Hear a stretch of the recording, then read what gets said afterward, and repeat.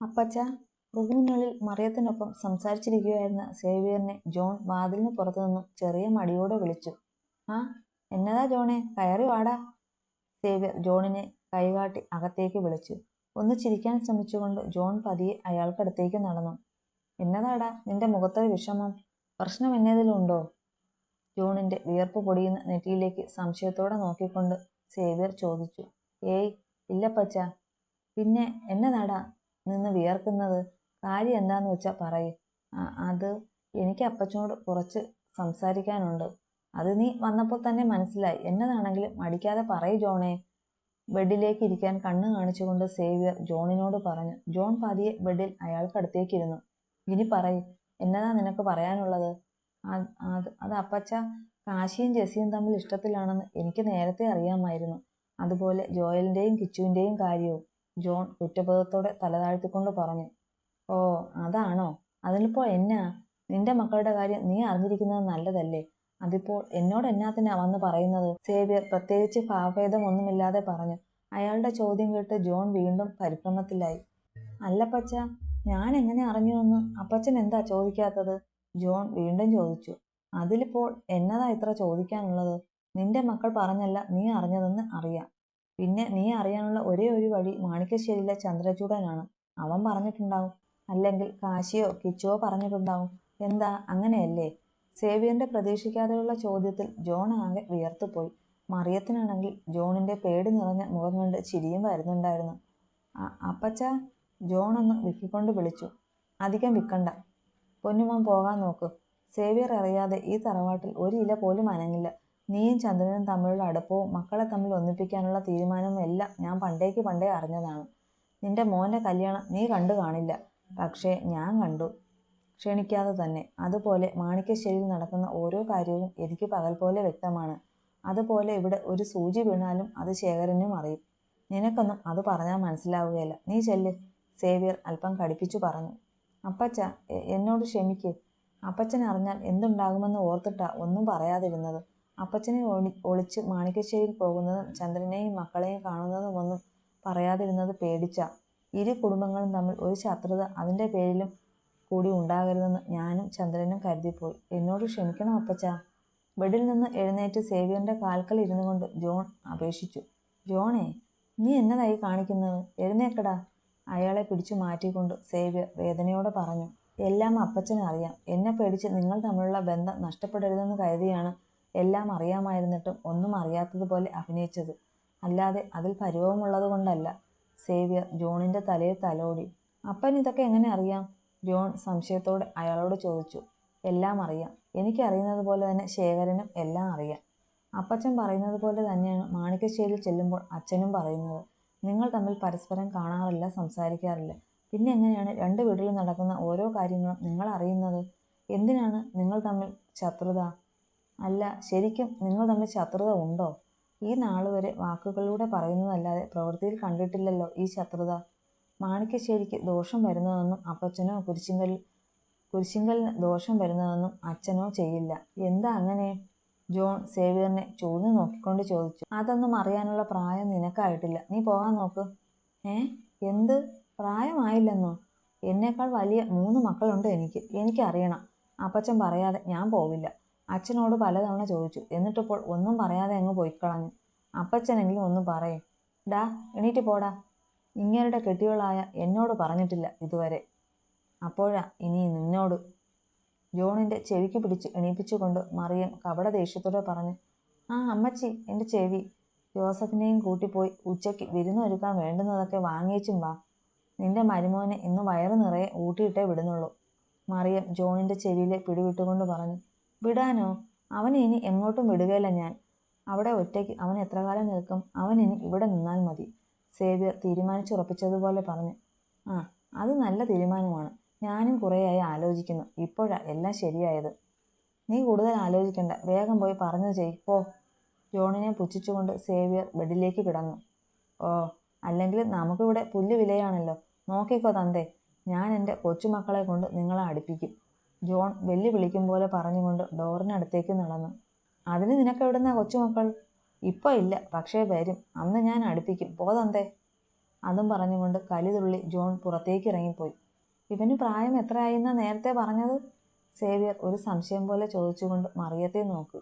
അവരും ദയനീയമായി അയാളെ നോക്കിപ്പോയി. അയാളുടെ ചോദ്യവും മറിയത്തിന്റെ നോട്ടവും കണ്ട് അറിയാതെ തന്നെ രണ്ടുപേരും പൊട്ടിച്ചിരിച്ചു. ഒരു വാക്ക് പറഞ്ഞില്ലല്ലോടാ നീ, കാശിയുടെ കഴുത്തിന് പിടിച്ചുകൊണ്ട് ഭിത്തിയോട് ചേർത്ത് നിർത്തി ജോയൽ കപട ദേഷ്യത്തോടെ പറഞ്ഞു. അളിയ, പിടിവിട്, ഞാൻ ചത്തുപോകടാ തെണ്ടി. അവന്റെ കൈ പിടിച്ചു മാറ്റാൻ ശ്രമിച്ചുകൊണ്ട് കാശി ദയനീയമായി പറഞ്ഞു. വിടല്ലേ ഇച്ചായ, ഇവൻ എന്നോട് പോലും ഒരു വാക്ക് പറഞ്ഞില്ല. എന്റെയും കൂടി ചേർത്ത് 2 ഇടി കൂടുതൽ കൊടുത്തേക്ക്. എടി മഹാഭാവി, നിന്നോട് ദൈവം ചോദിക്കുമെടി. കാശി ജെസ്സിയെ നോക്കി പല്ല് കടിച്ചുകൊണ്ട് പറഞ്ഞു.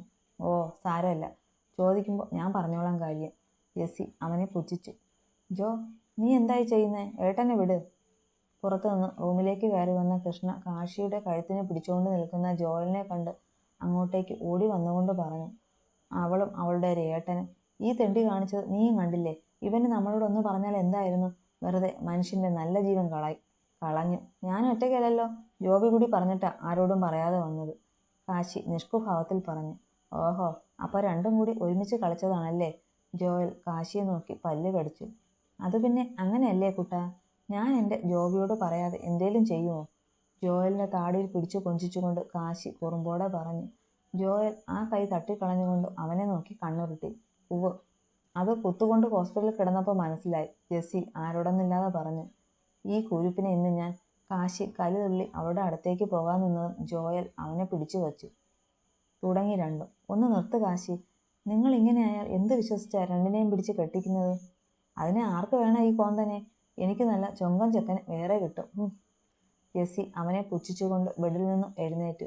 അവൾ പറഞ്ഞത് കാശിക്ക് അത്രയ്ക്ക് അങ്ങോട്ട് പിടിച്ചില്ല. അവൻ തല ചരിച്ച് ജോയലിനെ ഒന്ന് നോക്കി. അവൻ്റെ നോട്ടത്തിൻ്റെ അർത്ഥം മനസ്സിലായതും ജോയൽ ഇപ്പോൾ ശരിയാക്കി തരാം എന്ന പോലെ ചിരിയോടെ തലയാട്ടി. ജോബിച്ചായൻ എവിടെ കൃഷ്ണ? ജോയൽ ഒന്നും അറിയാത്തതുപോലെ കൃഷ്ണയോട് ചോദിച്ചു. ലിയോയുടെ മുറിയിലോട്ട് പോകുന്നത് കണ്ടു, അവിടെ കാണും. കൃഷ്ണ അലക്ഷ്യമായി പറഞ്ഞുകൊണ്ട് ബെഡിലേക്കിരുന്നു. എന്തോന്ന്? ലിയോയുടെ മുറിയില്ല?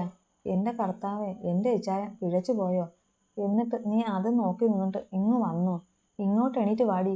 അതും പറഞ്ഞ് കൃഷ്ണയുടെ കയ്യിൽ പിടിച്ചു വലിച്ചുകൊണ്ട് ജോയൽ റൂമിന് പുറത്തേക്ക് പോയി. ഇതിപ്പോൾ എന്താ കഥ എന്ന പോലെ വായും പൊളിച്ചു നിൽക്കുകയാണ് ജെസ്സി. കൃഷ്ണയുടെ കാര്യവും മറിച്ചല്ല.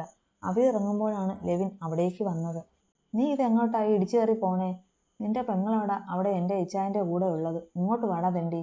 മറുകയ്യാൽ ലെവിൻ്റെ കൈയും പിടിച്ചുകൊണ്ട് ജോയൽ വേഗത്തിൽ അവിടെ നിന്ന് പോയി. ഇവൻ ഇത് എന്ത് തേങ്ങയാ പറയുന്നത് എന്ന പോലെ എക്സ്പ്രഷൻ ഇട്ടുകൊണ്ട് ലെവിൻ പൊട്ടനെ പോലെ അവൻ്റെ കൂടെ പോയി.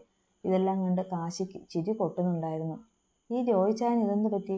തലയ്ക്ക് അടി വല്ലതും കിട്ടിയോ? ഇതുവരെ കുഴപ്പമൊന്നും ഇല്ലായിരുന്നല്ലോ. നിക്കടിയോടെ. ആരോടൊന്നില്ലാതെ പറഞ്ഞുകൊണ്ട് പുറത്തേക്ക് പോകാൻ തുടങ്ങിയ ജെസ്സിയുടെ കയ്യിൽ പിടിച്ചു വലിച്ച് തൻ്റെ നെഞ്ചിലേക്ക് ഇട്ടുകൊണ്ട് കാശി വല്ലാത്തൊരു ഭാവത്തിൽ പറഞ്ഞു. നാഥ്, നീ എന്തായി ചെയ്യുന്നേ? എന്നെ വിട്, ആരെങ്കിലും കാണും. അവൻ്റെ കൈപ്പിടിയിൽ നിന്ന് കുതറിക്കൊണ്ട് ജെസ്സി വിറയലോടെ പറഞ്ഞു. ആര് കണ്ടാൽ എനിക്കെന്താ? അവളെ വിടാതെ തന്നെ മുന്നിലേക്ക് നടന്ന് വാതിൽ ചേർത്തടച്ച് അവളെ അവൻ വാതിലിലേക്ക് ചേർത്ത് നിർത്തി. നാഥ്. ജെസ്സിയുടെ ശബ്ദം വിറച്ചുപോയി. അവളുടെ കണ്ണുകൾ വല്ലാതെ പിടഞ്ഞു. ആ പിടച്ചൽ മനസ്സിലാക്കിക്കൊണ്ട് തന്നെ കാശി അവളിലേക്ക് കൂടുതൽ അമർന്നു. അവളുടെ ശ്വാസഗതികൾ ഉയർന്നു താഴുന്ന മാറിടങ്ങളിൽ അവൻ്റെ ദൃഢമായ നെഞ്ചമർന്നതും ജെസ്സിയുടെ നിശ്വാസം വല്ലാതെ ഉയർന്നുപോയി. നാഥ്. ജെസ്സി വിറയലോടെ വിളിച്ചു. നീ എന്താ പറഞ്ഞത്? ഞാൻ കോന്തനാണെന്നോ? അവളിലേക്ക് കൂടുതൽ അമരുന്നതിനൊപ്പം അവളെ കൂർപ്പിച്ചു നോക്കിക്കൊണ്ട് കാശി ചോദിച്ചു. അത് ഞാൻ വെറുതെ പറഞ്ഞതാ. ജെസ്സി അവൻ്റെ കണ്ണുകളിലേക്ക് നോക്കാതെ മറ്റെങ്ങോ നോക്കി വിറയലോടെ പറഞ്ഞു. ശരി, അത് വെറുതെ പറഞ്ഞതാവും. അപ്പോൾ നിനക്ക് വേറെ ചെക്കനെ കിട്ടുമെന്ന് പറഞ്ഞതോ? അവൻ വീണ്ടും അവളെ ചൂഴ്ന്നു നോക്കിക്കൊണ്ട് ചോദിച്ചു. നാഥ് പ്ലീസ്, ഞാൻ അതൊക്കെ വെറുതെ തമാശയ്ക്ക് പറഞ്ഞതാണ്. നീ മാറ്. ദിവസങ്ങൾക്ക് ശേഷം ഇത്രയും അടുത്ത് അവനെ കണ്ടപ്പോൾ തൻ്റെ ഉള്ളിൽ എന്തെന്നില്ലാത്ത ഒരു പരവേശം നിറയുന്നത് ജെസ്സി അറിയുന്നുണ്ടായിരുന്നു. ഞാൻ എന്തിനു മാറണം? നീ എൻ്റേതല്ലേ? ഇപ്പോൾ ഇവിടെ എല്ലാവരും അത് അംഗീകരിച്ചു കഴിഞ്ഞു. ഈ നിമിഷം നിന്നെ സ്വന്തമാക്കിയാലും ആരും ചോദിക്കില്ല എന്നോട്. എന്താ, അത് വേണോ? കാശി കുറുമ്പോടെ ചോദിച്ചുകൊണ്ട് അവളുടെ കഴുത്തടിയിലേക്ക് മുഖം പൂഴ്ത്തി വെച്ചു. ജെസ്സി തൻ്റെ കഴുത്ത് പിന്നിലേക്ക് വളച്ചുകൊണ്ട് വാതുക്കലേക്ക് കൂടുതൽ അമർന്നു നിന്നു. അവളിൽ നിന്ന് ഉതിരുന്ന ശബ്ദത്തിൽ കാശിയുടെ പേശികൾ ഉണർന്നു. കണ്ണുകളിൽ വികാരത്തിൻ്റെ ചുവപ്പ് പടർന്നു. അവൻ്റെ കൈകൾ അവളുടെ ഇടുപ്പിൻ്റെ ഇരുവശത്തുമായി ശക്തിയിൽ അമർന്നു മുറുകി. അവളുടെ ചുണ്ടുകൾ കവർന്നെടുത്തവൻ തൻ്റെ പ്രണയം അവളിലേക്ക് പകർന്നു. തീരെ സ്റ്റാമിന ഇല്ല കേട്ടോ എൻ്റെ ജാൻസി റാണിക്ക്. തൊട്ടാൽ അപ്പോഴേ തളർന്നു പോകും. ദീർഘനേരത്തെ ചുംബനത്തിനൊടുവിൽ അവളുടെ ചുണ്ടുകളിൽ നിന്നും പിടിവിട്ടുകൊണ്ട് അവളുടെ വിയർപ്പ് പൊടിഞ്ഞ നെറ്റിയിൽ തൻ്റെ നെറ്റി മുട്ടിച്ചുകൊണ്ട് കാശി കുറുമ്പോടെ പറഞ്ഞു. അവൻ്റെ വാക്കുകളിൽ ജെസ്സിയുടെ കവിളിണയും ചുവന്നു തൊടുത്തു. ഇനി എനിക്ക് അധികനാൾ കാത്തിരിക്കേണ്ടി വരില്ല നിന്നെ സ്വന്തമാക്കാൻ. ഈ കഴുത്തിൽ എൻ്റെ താലി വീണു കഴിഞ്ഞാൽ നിന്നെ ഞാൻ കൊണ്ടുപോകും എൻ്റെ സ്വർഗത്തിലേക്ക്. പിന്നെ മാണിക്യശ്ശേരി മനയിലെ കൊച്ചു തമ്പുരാൻ്റെ തമ്പുരാട്ടിയായി ഈ ജീവിതം എനിക്കൊപ്പം ജീവിച്ചു തീർക്കാം നിനക്ക്. അവിടെ നമ്മുടെ കൊച്ചു കൊച്ചു സന്തോഷങ്ങളും ഇണക്കങ്ങളും പിണക്കങ്ങളും ഒക്കെയായി നമുക്ക് അടിച്ചു പൊളിക്കാടി. കാശി അവളുടെ കവിളിൽ തലോടിക്കൊണ്ട് പ്രണയത്തോടെ പറഞ്ഞു. സ്വർഗത്തിൽ നമ്മൾ മാത്രം മതിയോ നാഥ്? അവൻ്റെ കണ്ണുകളിലേക്ക് നോക്കി പ്രണയത്തോടെ അതിലുപരി ആഗ്രഹത്തോടെ അവളത് ചോദിക്കുമ്പോൾ കാശിയുടെ കണ്ണുകൾ ഞൊടിയിടയിൽ കുറുമ്പ് നിറഞ്ഞു. മതിയല്ലോ, നമ്മളല്ലാതെ വേറെ ആര് വരാനാ അവിടേക്ക്? കിച്ചു ഇവിടെയല്ലേ ജീവിക്കേണ്ടത് ജോയിച്ചാനൊപ്പം? കാശി ഒന്നും മനസ്സിലാകാത്തതുപോലെ അവളോട് പറഞ്ഞു. അതല്ല നാഥ്, നമുക്ക് ജെസ്സി എന്തോ പറയാനായി വന്നിട്ട് പെട്ടെന്ന് നിർത്തിക്കൊണ്ട് കാശിയെ നോക്കി. അവൻ്റെ കണ്ണുകളിൽ കുറുമ്പാണ്. അവൾക്കത് മനസ്സിലാവുകയും ചെയ്തു. അവൾ അവനെ കൂർപ്പിച്ചു നോക്കി. നമുക്ക് ബാക്കി പറയേ? കാശി വീണ്ടും കുറുമ്പോടെ ചോദിച്ചു. നമുക്കൊന്നുമില്ല, നീ എന്നെ വിട്ടേ, എന്നെ താഴെ തിരക്കുന്നുണ്ടാവും. അവൻ്റെ നെഞ്ചിലടിച്ചുകൊണ്ട് ജെസ്സി കുതറി. ആ അടങ്ങി നിൽക്കടി ജാൻസി റാണി, ബാക്കി പറയാതെ നിന്നെ വിടുന്ന പ്രശ്നമില്ല. കാശി അവളെ ഒന്നുകൂടി വരിഞ്ഞു മുറുക്കി. പറയ് ജെസ്സി, നമുക്കെന്താ? കാശി പ്രണയത്തോടെ അവളോട് ചോദിച്ചു. അത് പിന്നെ ജെസ്സി വിക്കി. ഛേ, നീ മൂട് കളയാതെ വേഗം പറയ് പെണ്ണെ, കാശി അക്ഷമനായി പറഞ്ഞു. അത് നമ്മുടെ ആ സ്വർഗത്തിൽ നമ്മുടെ കൂട്ടായി ഒരു മോളോ മോനോ വേണ്ടേ നാഥ്? നമ്മുടേതെന്ന് പറയാൻ ഒരാൾ വേണ്ടേ? ജെസ്സി പ്രതീക്ഷയോടെ അവൻ്റെ കണ്ണുകളിലേക്ക് നോക്കി ചോദിച്ചു. കാശിയുടെ കണ്ണുകൾ വിടർന്നു. അവളുടെ മനസ്സിൽ എന്താണെന്ന് അറിയാമായിരുന്നു. പക്ഷേ അത് അവളുടെ നാവിൽ നിന്ന് തന്നെ കേൾക്കാൻ അവന് വല്ലാത്ത ആഗ്രഹമായിരുന്നു. ഇപ്പോൾ അത് കേട്ടപ്പോൾ അവന് സന്തോഷം തോന്നി. അവൻ അവളെ നോക്കി മനോഹരമായി പുഞ്ചിരിച്ചു. വേണം, പക്ഷേ ഒരാൾ പോരാ, ഒത്തിരി വേണം. കുറുമ്പോടെ പറഞ്ഞുകൊണ്ട് അവൻ അവളുടെ മൂക്കിൻ മുമ്പിൽ മെല്ലെ കടിച്ചു. അവൻ പറഞ്ഞത് കേട്ട് അവളും ചിരിച്ചു പോയിരുന്നു. ഒരിക്കലും അടങ്ങാത്ത പ്രണയം പോലെ അവൻ്റെ നെഞ്ചിലേക്ക് തന്നെ ചാഞ്ഞുകൊണ്ട് അവൾ അവനെ കൂടുതൽ തന്നിലേക്ക് ചേർത്ത് പിടിച്ചു.